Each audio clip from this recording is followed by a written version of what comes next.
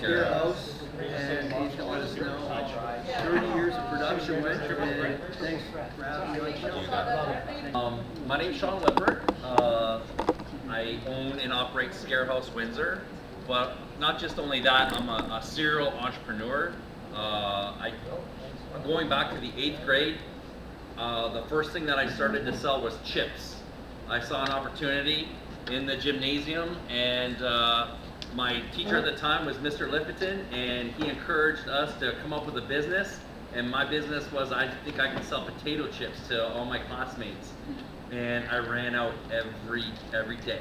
I ran out all my chips, and I was pretty excited about that. But my claim to fame in my grade was that I was the only one that actually had a wallet. It was an Incredible Hulk wallet, and it was Velcro, and I could open it up, and I was pretty excited. But I was the guy that would take everybody over to Malibu's and buy fries for everybody. So that was my first gig. But I got hooked on trying to scramble a buck from day one. From that, I've learned that my best way of being in a situation is to be uncomfortable. And if there's anything that I could share with you today, is that you need to be comfortable with being uncomfortable. That's how you can almost measure the direction of your success. Is like, if you have anxiety for anything that you're doing it correctly, or you're doing it right, you're on the right track. And the best thing that anybody could ever say anything to me would be, that won't work, because I'll prove you wrong. And I'm sure someone said, Councilman Augustino here said, that isn't going to work. That's the most motivation you can give any of us. So that's what I want you to understand, especially when I talk to you about what our track record from Scarehouse is, like, to be comfortable with being uncomfortable. It's important. And make sure that you understand your gut and your feeling. I've learned that I get excited, and my wife will probably attest to this. I'll start to do things. It's weird, but I've learned this. But when I get excited, what I'll do is I'll tuck my hands underneath my armpits, and I start to rub my hands, just like this. That's how I know I'm getting excited. I don't know where that came from or why that happens, or I start to do this, right? I start to do this. I start to do this. These are like these tics that I have, but I've learned to pick up on them, and they're subconsciously happening to me. But when that starts to happen, that gets me excited. So learn to pick up on those things about yourself. Again, be uncomfortable, or be comfortable with being uncomfortable. Scarehouse goes back many, many years. It goes back to our nightclub days. My business partner and I, Dario, we had multiple restaurants and clubs. And one of them was Woody's Outhouse down on Oled Avenue, and we had Bentley's Roadhouse across the street. Now one day, the owner from Bentley's came over to us. We were playing cards, and he was like, "Hey, I'm out. You guys want to buy Bentley's?" And we all looked at each other, and we went, "Yes." And we did. Unfortunately for us, that was just a precursor before they started doing talking about passports at the border. And a passport to an American, it models will be a sentence, because a lot of Americans just wouldn't carry those passports.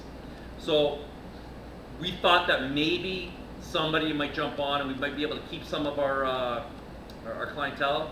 And roughly right around 2006-ish, that sound about right? 2006-ish, it was like a light switch. The week before, we sold out of beer and kegs. And then the next week, there wasn't a soul in it. That's how fast it happened. So we were on a death spiral, and we knew what was going to happen. We knew that we were going to end up handing the keys to the bank. We thought about doing a haunted house many years earlier. There was a bingo beside us, which was the Bingo Palace, which was a place that I worked at in the 8th grade also. It was like I walked in there and said I want a job, and at the time Butch, my boss, was like, "You're too young." But he remembered I came in, I was very forward, I was 14 at the time, and he said, "You know what, I'm going to give this guy a chance." And I don't even think it's legal to hire anybody at 14, but this is 1987, so I don't know, but maybe. Well, he gave me that first job. But I knew that building like the back of my hand. I knew everything about it, and I said to my business partners, I was like, "I think that could be a haunted house," because it had a basement or whatever, but we never ended up having anything about it. But when Bentley's opened up and we were going to lose it, I said, "Well, I think we should try this haunted house idea." And Dario just went, "Yeah, let's give it a go." So we attempted it. And we really didn't know what we were doing. We went in there and thought we would do this, and we thought we would do that, and this and that was actually totally illegal. And when we set it all up, I was driving. I was also I was a volleyball coach. I was the men's University of Windsor men's volleyball coach. I was there for 10 years, and I was going to a tournament, and I got a call, and it was our fire marshal. And the fire marshal was like, "Hey, I'm looking in your windows right now, and I'm looking in. I see all your walls are made of pallets. It's like a tinderbox in there. You know, that's totally illegal." And I was like, "What do you mean it's illegal? It's a pallet. You mean to tell me I can't have pallets?" He's like, "No, you can't." So we didn't open up that weekend. So that was kind of a shot to us and our egos. And I was like, it didn't make any sense to me. So we challenged him. And whether it was a good idea or a bad idea, but we did. We challenged our authority, and we said, "Hey, why don't you come in, and we're going to bring our people, you bring your people." So we brought our council person at the time, which was, he was the firefighter. I can't remember his name. I miss it. But he was Fabio before him. Anyways, well, he was a firefighter. We thought we'd have him. We brought in a master electrician. We brought in our lawyer, and then they brought in Lee Tomes, who was our inspector at the time. They brought in Bill Jean, who was the building department head. I mean, there was probably $1 million in salaries at that door. And I'm kind of a smart ass, and I was young. So when I walked up to the door, I had the keys, and I saw everybody standing around, and I went, and then Dario kicked me. And he was like, shut it, So I opened the door, and I come on in, and everyone walks in, and I go, "Where's the mayor?" And then Dario kicks me again. He's like, "Stop being a smart ass." He's like, get through this. So we walked to the back of the hall. Everybody's standing in a big circle, and our council member at the time just looked at everybody and said, "This is what's gonna happen. This place is gonna be open this weekend. Figure it out." And he walked out the back door. So then they all looked at each other, and we looked at our concerns. And then what I learned in that moment was that the city actually wasn't looking to be against me. They just wanted us to work with them. And I didn't really understand that at the time, because they were being aggressive to us. They were being, showing their authority, and it was just, it was adversarial. And I learned at that moment, we don't have to be adversarial. We got open. We worked on it. We were going about our business. So that was our year one. We did our best. We lost our shirts, and the haunt itself was a terrible haunt. It was horrible in hindsight, but we got through it. The next year, we're coming around. We thought we were going to leave it alone. It was going to be done. We weren't going to do anything with it. And then it started getting closer to Halloween, and we were like, you know what? I think what we should probably look about doing it again. So we started making phone calls, and then they decided to put us in the basement of the Holiday Inn, which in hindsight probably wasn't very good for their business, but we were happy. We were in another rundown nightclub. It used to be Dante's. Again, it was a club that I knew the building. Like, you'd think I only lived in like 8 blocks in my whole life, but that's pretty much what had happened. But I was the DJ in that place. I was a general manager in that place. I knew that building like the back of my hand. I made great relationships with all the management in the building. I loved them, they loved us. We were there, we opened it up. We partnered with a gentleman who is synonymous in Windsor. His name's Christian Aldo, and he now lives in Toronto, and he has a very successful business in Toronto. It's the Super Wonder Gallery. He does crazy things. He's an artist, and we partnered together. And one thing, again, what I learned from Christian was that he was right-brained and I was very much left-brained.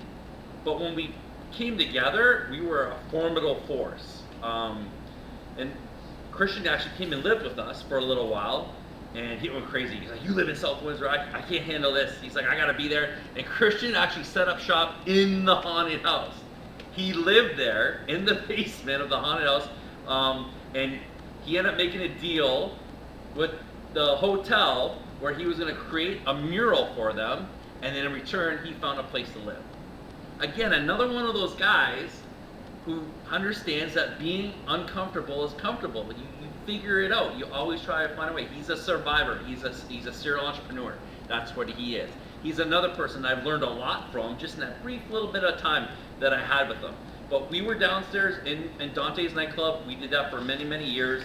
We had a blast, and then we left, and then we found the Hollywood Bingo. So we went into the Hollywood Bingo, and this is where this center, it was the original one, the spot, was it not? No, at Hollywood. At the Hollywood Bingo? On Olette? Felicia is the bingo hall. Oh, I don't think it was called Hollywood, but yes, a bingo That's hall. what it was. Bingo hall. It was the Hollywood Bingo. And that's how I knew, because it was our competitor. When I worked at the Bingo Palace, we looked at the Hollywood Bingo as competition. But yeah, we were in there, we set it all up, we had the haunt. It was, again, that's kind of like where it got a little bit better, just a tiny bit better. And then the following year, Gavin set up shop. He did the Scarehouse movie in there. So I was in that building all year round, right from the beginning, because we were setting up a lot of his stuff. Again, another situation that he threw that at us. We weren't really sure how we were going to make that work with all our haunt stuff, but we made it work. And at the same time, when that was happening, we added something else on top of it. And that year, we did what we called the zombie run. We decided that it'd be a great idea that we would have 3,000 people show up to Malden Park, and then we would set up a bunch of zombies in the park, and then they would start, and then we'd give them all flags, like flag football, and we put them into a giant fenced-in area. And we gave them the path that they had to go, and then we stuck zombies through the whole run on the 5K, and their job was to grab the flags as they ran through. But what I did tell them is that because I was at the University of Windsor coaching the men's volleyball team, I got the men's basketball team to be the first obstacle. And we didn't tell anybody that. So when everybody busted out and they started running, the first group of zombies they got were these 6'9" phenoms just staring at them, and then they had to run up the hill. But yeah, we threw that on top of all our other stuff. So again, we're challenging ourselves. We could do the haunted house, we have other things, but they were like, oh, let's try something different. Let's add the zombie run to it. Why? I don't know. Because we decided to. Again, we were challenging ourselves. And then at the same time, we had a movie to do with Gavin. I mean, Gavin was the one that was making the movie. We were just building it for him and setting it all up.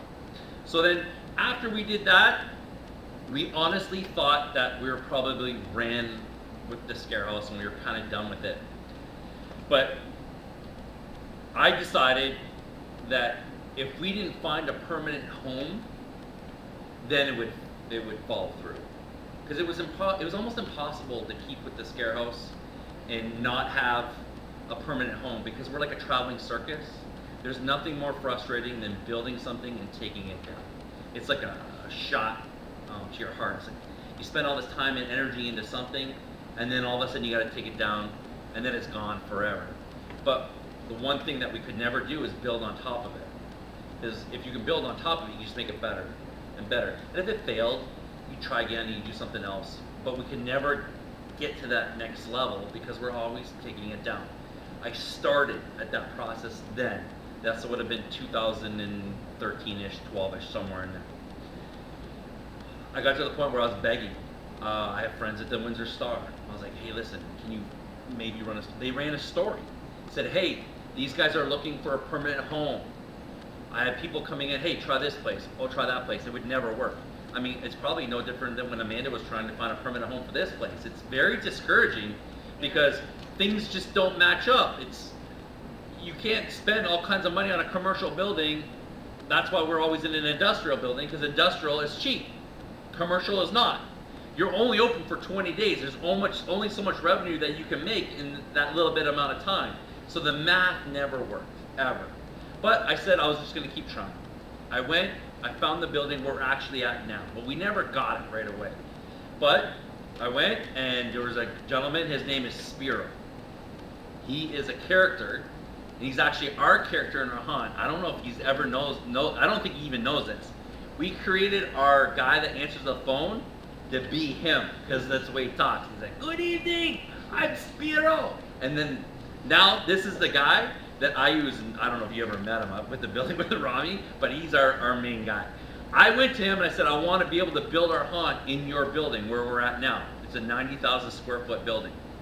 He said, no, not a chance. I was like, okay, but do I take no as an answer? I said no, but I said I'll keep working on him. We kept with our haunt. We went to the next year. We ended up in Wired nightclub. Again, another nightclub. We're downtown, 3 floors. We had a friend who actually, Mike, he owns 29 Park. He said, yeah, you can take this place. Ronaldo used to manage in there. Like, I knew that building like the back of my hand. It was a great place. So we started building our haunt. Again, you got to take it up, put it down. Take it up, put it down. We did that for 2 years. We were about to give up.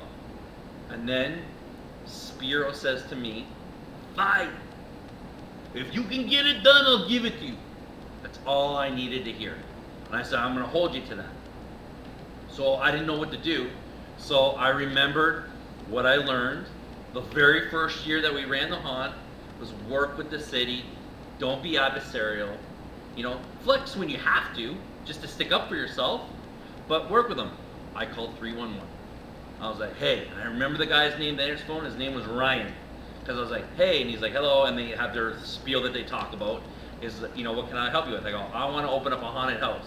He paused, and as plain as that, he just went, hold please, I'll send you the building. Just like that.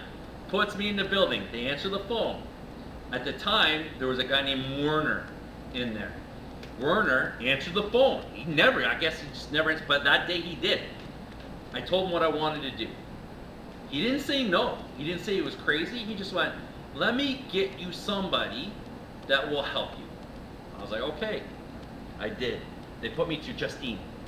And I don't know where she was from, but I think she had like a Jamaican accent to her. It was just, that's what I remember. This is going back probably 8 years ago.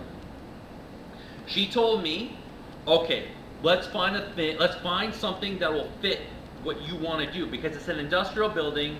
We have a haunted house. They don't know what to do and how the zoning works, but they never said no. So they said, let's see if we can make you a park. I was like, okay, yeah, we walk around, you know, it's a park, you can walk through it. They allowed it to happen. They looked, and then someone said, no, you can't do that. So she said, okay, let's find something else. Let's do a carnival. They pulled up carnival. They looked at the definition. No, you're longer than 14 days. It's got to be 14 days or less. So we're trying to find a square that fits into a round hole, and it's not working. Finally, Werner says, screw it. Give me a definition of a haunted house, because we're going to make one. I said, okay. So I made a definition. I wrote it all out. I said, this is the definition of what a haunted house is. So they take it, they start with the process. And the first thing that I had to do is dish out $3,500 to the city. They said, you're making yourself an application, this is what it's going to cost. Like, what happens if they deny it? They're like, this is how it's done. I was like, oh. So I went and I got a lawyer. And I called up the lawyer. His name was Miller. He's downtown. I said, hey, this is what I want to do. Am I doing this correctly? And he's like, what is it for? And I said, it's for a haunted house. And he said to me, he's like, I'll give you a deal. You give me $500, I will answer this phone call for you every single time that you call me. He's like, I just won't do it for you. And I was like, okay. But I started to see this common trend that people were rooting for us. They wanted us to be part, they wanted it to work. So I said, okay. I set it up, I put the application in, then it came back. And they said, okay, now you gotta go to committee. So now I'm sitting in committee. This is like the Heritage Planning Committee. And there's basically a steering committee. It's got 3 people on one side and 3 counselors on the other side. And they're just letting us know if you're allowed to have a haunted house or not. So in the old building, they had these big gooseneck microphones, right? And they would come out and they said, okay, you want a haunted house, but we want you to put curbs on the side of the yard there. This is the public. I grabbed the gooseneck and I went really loud over, and I was like, no, that's not going to happen. And I pushed it back up. And then they were asked again, well, we want you to make sure that you can pave this part of the road. Pulled down, I was like, no, that'll never happen. I put it back up. And I can hear my landlords in the back, Joe and Rick, and they're snickering. Because I told them, I go, I'm just gonna tell them, we're just a haunted house, we need 20 days, we're gonna be putting it inside, there's just no money in it. Then it was somebody else, I think it was Reno at the time, and he just asked me, he's like, what do you want to do with this haunted house? I said, I want to put a haunted house in Windsor in this giant warehouse. And he's like, I don't think there'll be a problem with that. Anybody else have a problem with that? They're like, no. Somebody said, well, what about where they're dropping everybody off? Don't you think it'll be dangerous? And I was like, sure, I guess. And then someone on the council said, what about a kiss and ride? And at the time, I didn't even know what the hell that was. But a kiss and ride is like when people drop off their kids at the school and they gotta get out. I said, yeah, you know what, I can do that. I can set that up, I can make that happen. They said, okay. I went and got a parking study at the time. I came there with it. I called Kevin Coulter, who owns Coulter's Furniture. I said, sir, I'm a haunted house. Will you let me use your parking lot? Because the parking study says there's not enough parking around there. He was like, yes, I will do that. I called Steve Raiolo. He owned the Spitfires at the time. He owns a piece of property.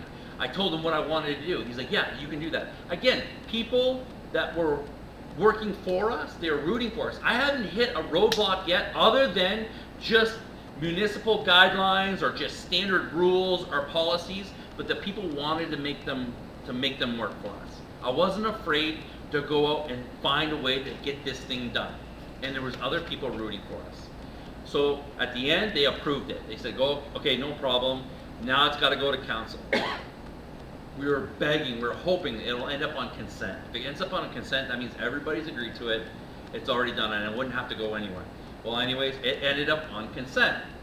The only thing that I had to do was we had to approve the bylaw. And in the Windsor's bylaw right now, the actual bylaw, it says haunted house. The definition, permitted use at 1441 McDougall, is the one that I wrote. And I was pretty proud of that. They stamped it, it set up, and then I called up the lawyer, and the lawyer was like, you got a bylaw done? I was like, yeah. He's like, I'll tell you, Shawn. He's like, I've been doing this for 35 years. I have never had one done, and this is what I do for a living. And I had no idea. But I wouldn't have known any of this unless I was just trying to go out and get it done. It was something that I wanted to get done, and I forced myself to do it. It was painful. It was scary. It was hard, but I wanted to get done. And the best part about it was I had to now go to Spiro. And I remember him standing on the 3rd floor, and I was like, hey, I go, here's everything, it's all done. And I go, I went to show it to him. He's like, I don't want to know. I don't want to see how you did it. I think it's illegal. I was like, it's not illegal, Spiro. It's not illegal. But he was just dumbfounded that we actually got this thing done. So we ended up with our building and set up at the haunted house. Now we could really start to get things rolling. Get it done. Start building things. And then we planned it out. We planned it out. But I can tell you this. In hindsight, I can look back now. It's almost 7 years. And I could go into another whole track record of how we ended up where we're at now. But when I started and I walked through the door, I saw a vision, and it was right here. And it wasn't a straight line. It was here, and then I had to go here, and then I had to come back here, then I had to go here. It never was, but I just never ended up stopping. It meandered, and you need to do that too. And whatever you're doing, especially as creators of content, you find something that you want to do. Don't take the easy road. Just take the road you don't know. If you take the road you don't know, you never know where you're going to end up going. And that's the best part about it, because then afterwards what you can end up doing is come into a room like this and tell your story. And hopefully that little bit of knowledge will let you know that being uncomfortable is comfortable, and you'll always get there. You just don't know where there is. It's pretty cool. That's everything. Now, I guess I could take some questions about like some of the stuff that we ran into or anything at all. You know, you're a businessman first, idea man. You probably have to collaborate with a lot of artists to put something like a haunted house together. Like, who and what are those art forms? One thing that we just decided to do was we have a venue, and we just never said no. We didn't say no to anything. So even this year, we're adding a giant bar like, it's not just a haunted house anymore. It's a bar. We have a mirror maze in it. And then I started inviting collaborators, mostly promoters. There's these guys, they're called Space Barn, and then there's this guy, Alex Newman, who like just wants to do crazy off-the-wall shit. Like, I'm like, yes, let's do it. I won't say no. I had a guy come in, he's like, I think I can do a cornhole tournament in here. And I was like, yes, you can do a cornhole tournament in here with glow-in-the-dark beanbags. We don't have a rule. It's just like, yes, let's get it done. And if it doesn't make sense for what they're trying to do, we'll massage it so it does. All right, yeah, you can't have a cornhole tournament, but maybe we can do this. Maybe we can do that.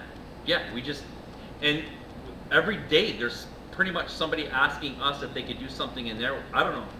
Gavin's told me that, oh, there was a rock video done in here. I didn't even know about it. He actually had somebody else, there was a movie. It was one where the floor was all wet, and I was like, oh my God, you flooded the whole floor. He's like, no, we just made it wet. But I didn't even know that was going on at the time. Just because I give Gavin keys. Shouldn't have given me keys. Yeah, you know, I just don't say no, because you never know who you're going to partner with. I mean, if I have the facility and there's no reason for us not to do it, then we do it. What about like the types of like actors, costume designers, all the people that make the haunt itself run? When we're in operation, there is 120 actors. She's one. All right, yeah.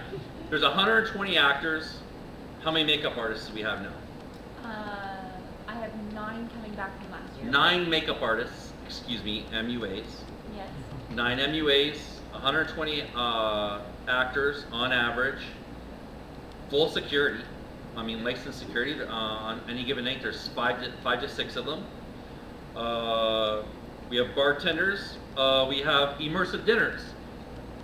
And the immersive dinners was basically, it was set up on a goof. One of our buddies said to us, he's like, I want to serve dinner inside the haunt. At the time, it was just COVID. We didn't do anything because we were afraid to. We spent all this money to get things on. It didn't happen. We'd go broke. So we said, okay, we're not going to spend a dime. Then all of a sudden, the health board's like, you're good to go. We're like, oh, I had 10 days. So we decided to open up this immersive dinner. So we built this beautiful, elaborate room with a big, grandiose chandelier and all these curtains all the way around. And then we had a chef serve dinner to our buddy. He decided that that's what he wanted to do for his COVID gift. And it was so awesome. We said, maybe the public would like this. We never knew.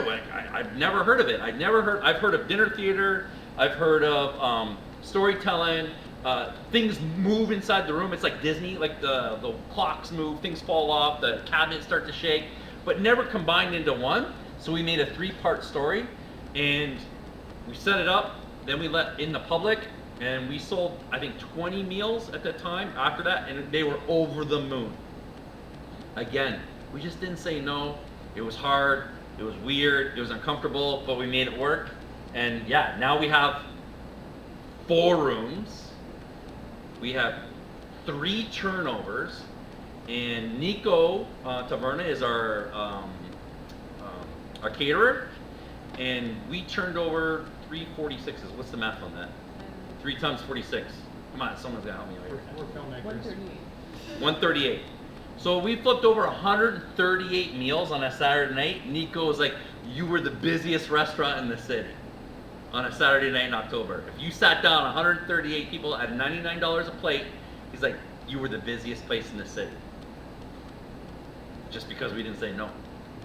Yeah, it was incredible. Are there any other questions? How many more years? We'll go. Well, this is another problem. We do all this work and we don't own the building. So basically you're just creating a leasehold. You put all this money in, and in commercial space and industrial space, they give you 30 days. That's it. It's not like residential where you gotta work through the landlord tenant board. But we always said we gotta figure out a way to buy the building. And that's something that we put on our back burner. And as of September 1, we own the building. So we'll be able to do a lot more things in there. And obviously we went all out this year. This was our biggest expansion. We took out a whole haunt, put a brand new haunt in. It's called Ward 13. We put a 1,200 square foot mirror maze. We have a 40-foot bar with a 1,200 square foot stage. We just went all out. We're trying to create something that's never been done. You tell me where you found a bar inside of a haunted house that has a mirror maze in it. I mean, it's just, again, just finding a way.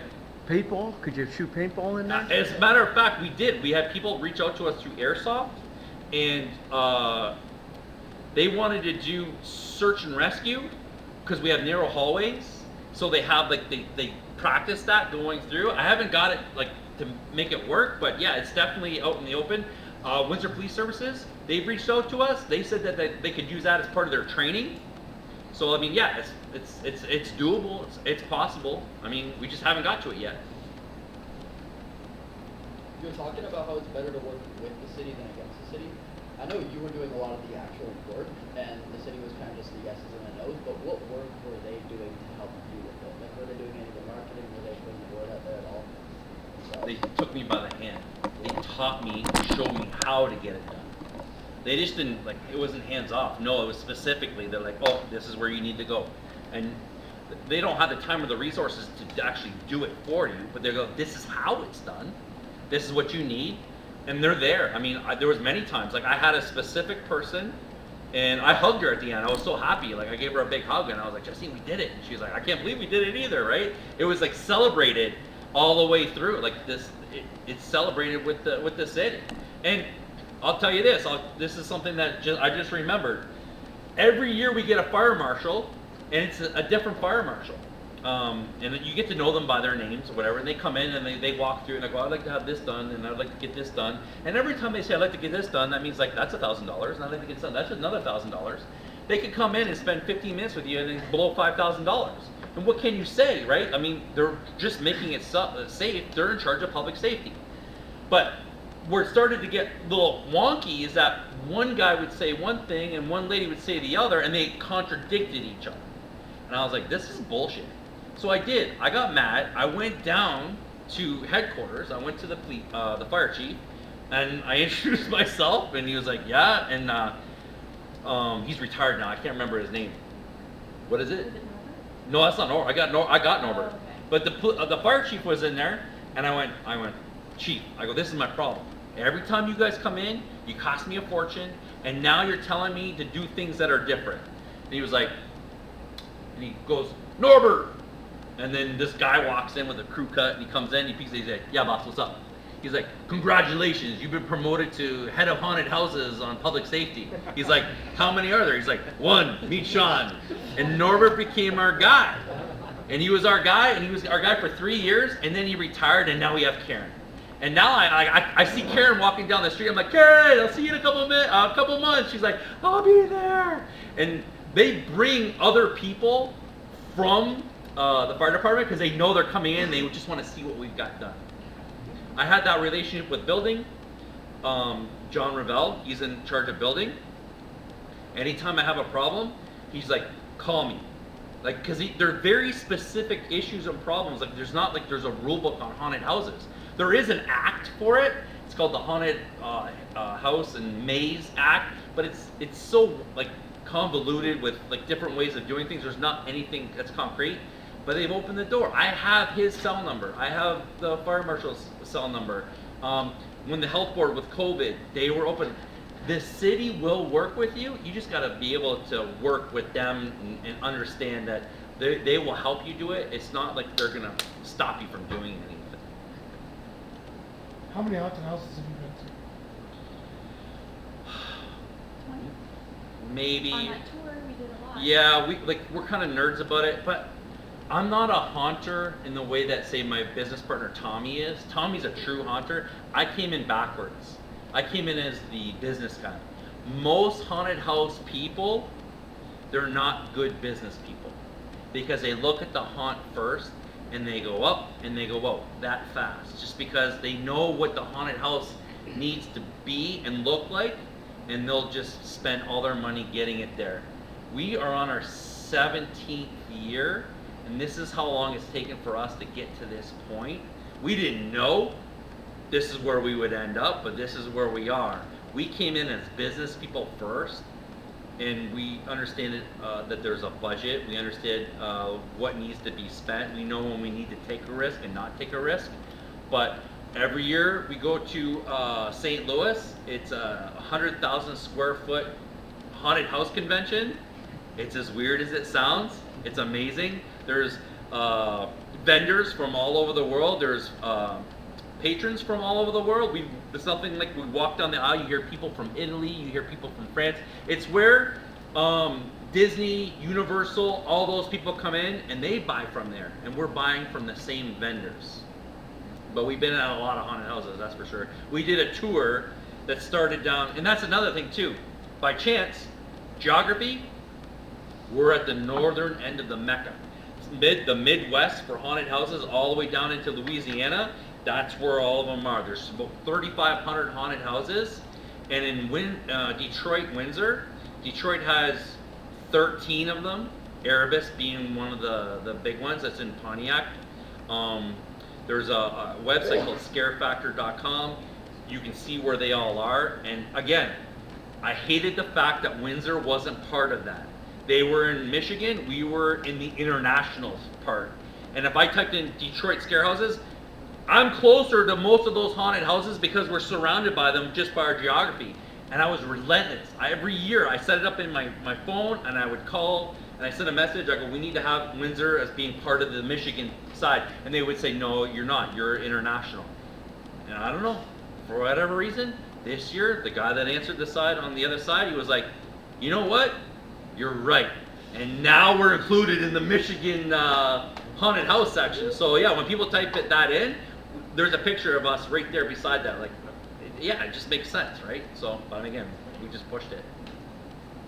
I'm really interested, especially in what you're saying about worldview and what it is to have yes as a default response instead of no. So unless there's a reason why you shouldn't do something, you're going to do it. The answer is yes. Correct. As opposed to explain to me why I should do it, because my default position is no. I'm wondering if you can speak to what it is as a business person, an entrepreneur, and someone said idea man. I like that. An idea man? To be default position, yes. What are the risks? The easiest thing to do is say no. It's the easiest, because that's what our parents did. They didn't want it. The first thing you do, hey, Dad, can we do this? No. Mom, no. Because that's the easiest thing to do, right? When you're an entrepreneur, you got a mission and a goal, so you can't say no. There's no way for an entrepreneur to say no. You always have to say yes. I want to do this. I don't know. I want to open up a club. I find a way. Yes, I'm going to do that. If someone says to me, you can't open a club, I'm like, yeah, I can. I just need a building.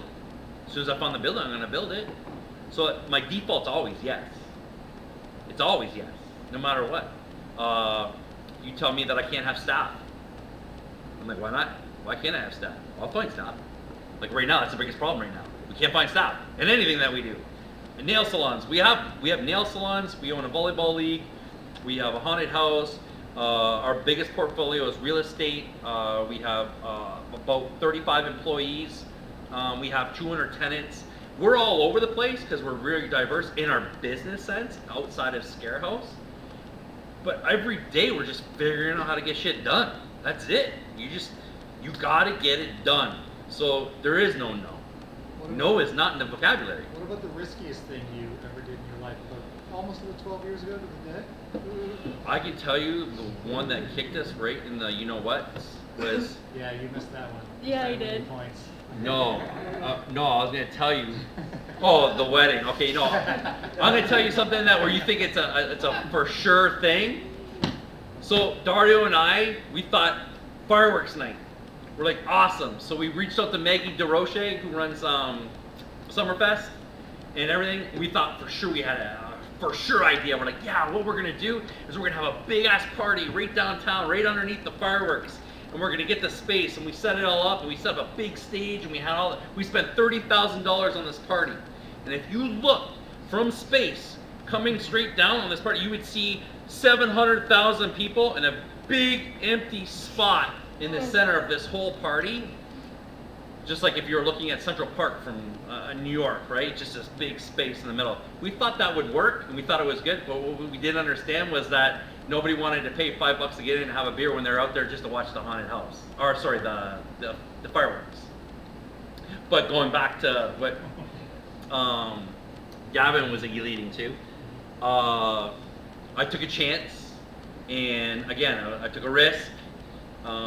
Again, not saying, having the word no, but my wife one day came in, and she was crying. She was upset. She was pissed off at. No, actually, I'm sorry, I got it backwards. The first thing she did, she came in. I was playing video games like I usually am, and she came in. She got in front of me, which was annoying. She grabbed the controller and said, "Listen," she's like, "We've been together forever for a long time." She's like, "Are we ever gonna get married?" And I was like, "Yeah, sure, why not?" And she's like, "Well, can we just make it official or whatever, right?" And I was like, "Sure." And then so she went and got her grandma's wedding ring, and her grandma had passed away, and then it gave to her mom, and her mom had passed away. So this is like the third generation of this ring, and I gave it to her, and I went, yeah, and I put it on her hand. And then she went out and she called up her sisters and said, "Shawn just proposed to me. We're officially engaged." And at that moment, I was like, "Oh shit!" Like I really messed that up. I really goofed on that. And I said, "There's something that I need to do to make that up." I didn't know what the time was, but I just kind of made a mental note of it. And then we planned on possibly eloping to get it done, whatever. And in my mind, I was like, "There's no way that my family will allow us to get eloped. Like, my mom would just never allow that to happen." And then one day she came home crying because her sisters were trying to get in, meddling in her life and everything. And she was like, "That's it, we're gonna elope." And I was like, "Oh shit, okay, this is real."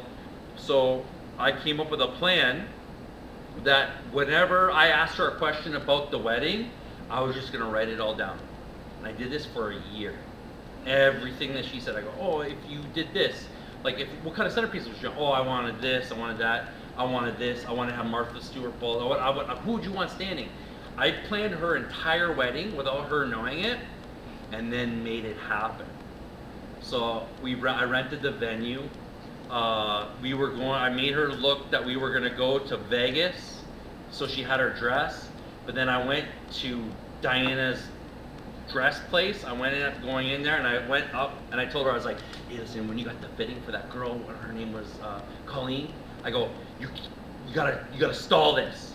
And she was like, "Why?" And I explained, I was like, "Because I'm gonna be planning her wedding, and we're gonna set it up." And there was 3 brides standing on these boxes, and all of them looked at me in terror, like, "You're doing what?"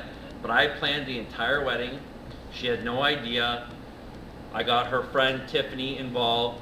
Tiffany took her to go get Tiffany's hair done for a retirement party, and we convinced her hairdresser to really kind of do an updo to pretend that it's like for the other wedding, and she agreed to it, thank God.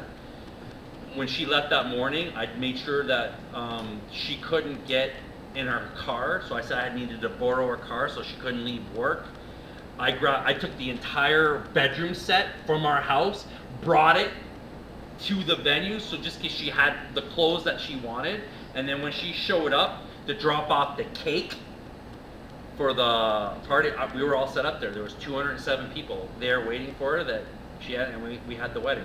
And then at the time, I said to Gavin what I was doing, and I was like, "Gavin, this is what I plan on doing." And Gavin's like, "I'll videotape it," which is unheard of because Gavin was like, "I'm not doing any weddings." But what Gavin didn't tell me was like, if this thing goes south, I'm gonna get all this on video too.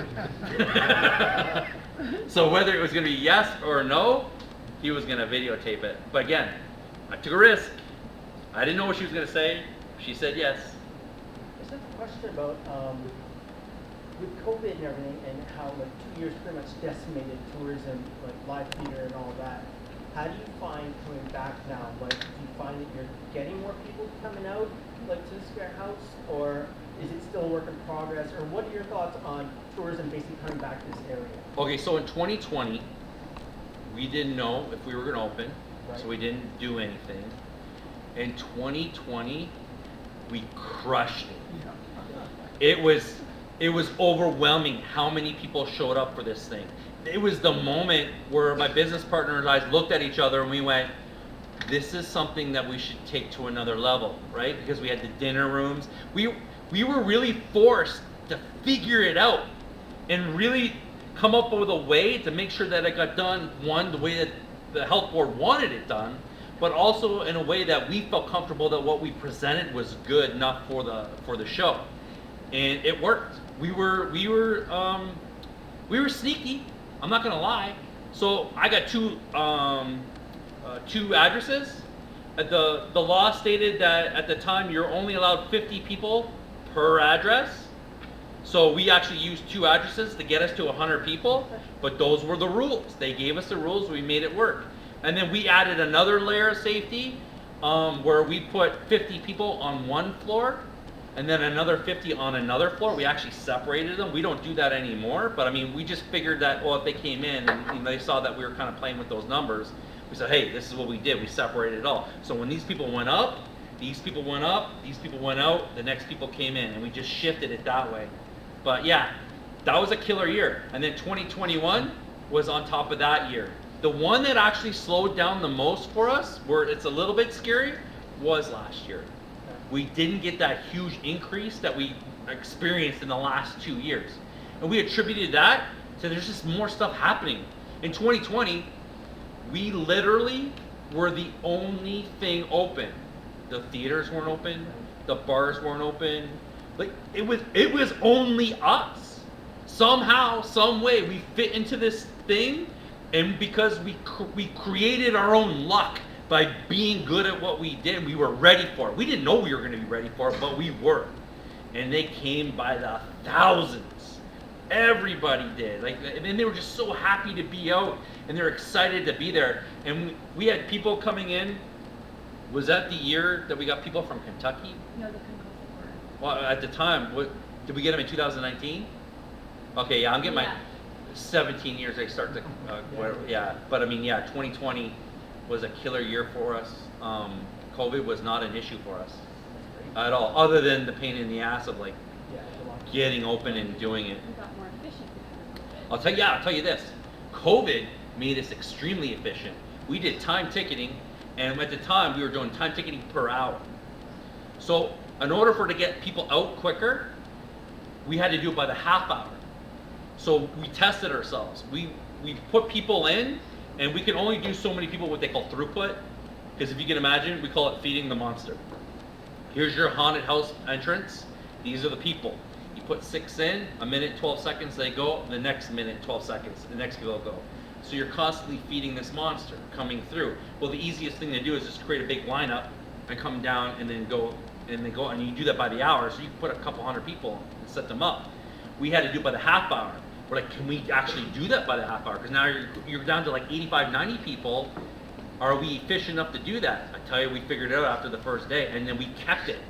We're like, wow, because it's just a better experience for your customer. The customer shows up at 7:30, they're only waiting 20 minutes versus before when they were waiting an hour. And then when we were out wired and when we weren't doing time ticketing, this was my job. I would count the people at like 8 o'clock, and I would count back to 400 people in line, and then I would stop at the end, and I'd sit back at the end at the lineup, and people would start coming in. I'm sorry, man, we're closed. They're like, what do you mean? You close at like 11:30? It's only 8 o'clock. I go, no, this is 11:30, because you only put so many people in there. You know, we pissed off so many people doing it that way. Also, can you imagine standing in line for 3 hours? And if it was a terrible haunt, which we thought it was, it just wasn't good business. COVID made us really good at what we do. Really good. Any other questions? Oh. What would you say is the best thing to come out of your whole experience with the Scarehouse? The best thing that would come out of honestly, it's the people. I mean, it's the cheesy way of looking at it, but I mean, from the first couple, in our first year, there's like 4 of us. There's me, Colleen, Chad, Darren sometimes, Dario a couple times. That was it. We'd have masks set up in stations. We put the mask on and we'd be like, blah. And then another person would go over and they'd have another mat. Blah. But then I would go right around that guy and put on another mat. You think there was 35 people working in there, right? But it wasn't. There was only 4 of us. But then over time, the place got bigger and bigger, and then we started bringing in more people. And now, I mean, we have people that are coming to us that have kids now. Like they've gone full circle, right? And so you get to be part of that. We had there's this guy Mitch. He was been with us for years. He left, and he works at Home Depot. I was in Home Depot, and I was like, hey, and he's like, hey, Shawn. He's like, can I come back for a year? I'm like, yes, come on back. So he's coming back, and he's gonna work for a year. So we actually created this little alumni system of all our what we call the Boo Crew. And yeah, it works out really well when you get to see them. And there's so many people here now, and the place is so big. I had a meeting today with Rita and Nikki. They're in charge of our waitressing, and then they don't ever get to see what's happening outside. And I told them that there's actually a documentary that Gavin put together called The Boo Crew, which is going to be on the Bell 5 network, which is going to premiere on October 1st. They're excited because in their department that they're in, they're going to get to see what happens in the entire building. They just don't see it. Like there's all these working parts to it. It's like all these gears that are moving, and you just never know. We get to see what it is. We probably take for granted, but they're really excited to see what's going on. So yeah, but it really is like getting to see all the people and what the actual Scarehouse actually does for other people. It's just haunted house people are not what they would consider part of the normal network. We're a bunch of weirdos. I mean, we like blood and guts. We like the macabre. It's like, you know, we're the people that sit in class and we're drawing dead people on our papers, right? And knives going into people. It's not like we're psychos. It's just like, that's our outlet. That's our creativity. That's what we like. Well, Scarehouse is where everybody can come together, and being weird is celebrated. Like, it's almost annoying because like when you finally get to meet your people, it's like, oh, who can be weirder? And you're like, whoa, everybody calm down, bring it in a bit. But that's what's part of it. The excitement is that they actually found that place where they can get that out. Yeah, it's a fun place. Have you ever been to Burning Man? No, I haven't been to Burning Man, but I've seen the documentaries. I've watched it. I've like, yeah, that's a party that would definitely be something I would like to see. It's not just a party, it's a lot more, whether it's the autonomous society, but also there's a very big difference between visual art, whether it's a painting or a video or whatever, and interactive art. I see where you're going with, yes. It's really focused on interactivity, and it helps build the culture. And I was wondering how much of the Scarehouse is it 50-50, or is it, you know, a lot more decorations than, you know, interactivity? Or I mean, the acting of course is interactive, but we go and we use up pretty much every single sense that we can. And every single sense, like the senses. Oh yeah. We've even tested. We have a group. It's the Deaf Society. They come in, and we know when they come in.